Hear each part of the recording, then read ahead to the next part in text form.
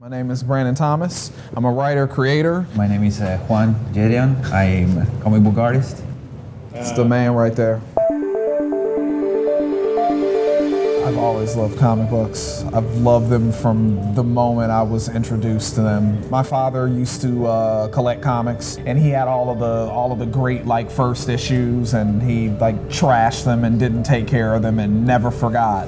And so I think he was just waiting. It's just biding his time and waiting. It's like, okay, I think Brandon's ready now.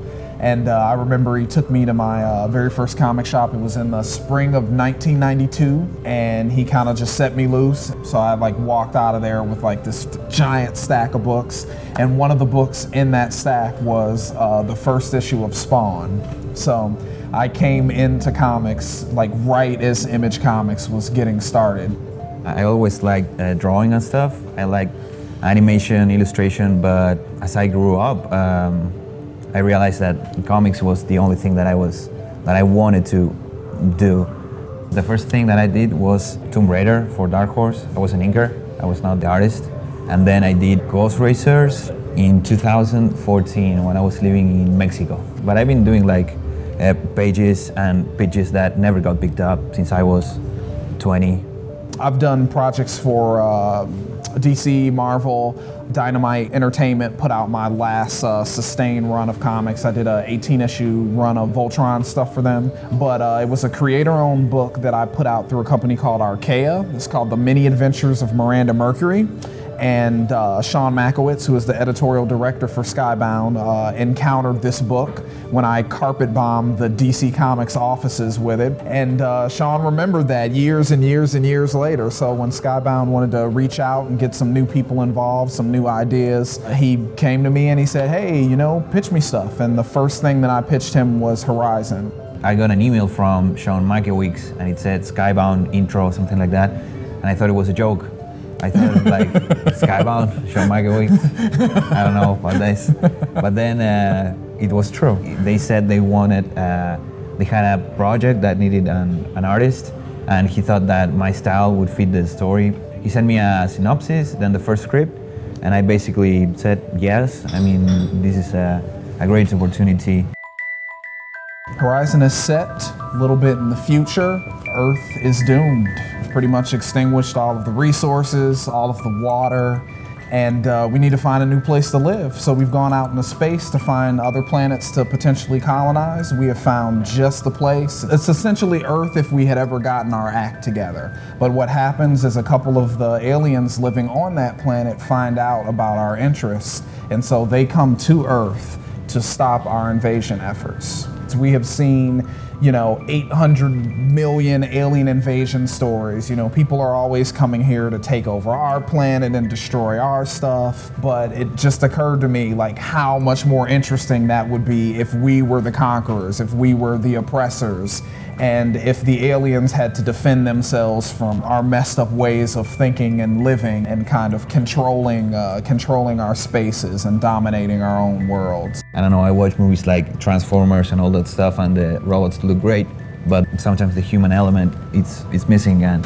that's a great job that Brandon did there, because the book could look like a Michael Bay movie, but the human element is there. And even though they're aliens, they have a lot of heart, a lot of human elements that make them pretty interesting. I think about it as a TV show more than a comic. I just crop screen caps, photograms in my mind, and I put them on the page. One current show that is on TV right now that me and Sean kind of used as a barometer when we were developing this was The Americans. This idea of these people are kind of living on Earth secretly. They have these secret missions that'll be very damaging to the planet, and how they can accomplish things in their mission, but then other things go wrong that change the scope of their mission, that change their relationships, and it's just been great. It's been great digging into it. We have a majority female cast. We have 3 female characters, 1 male character.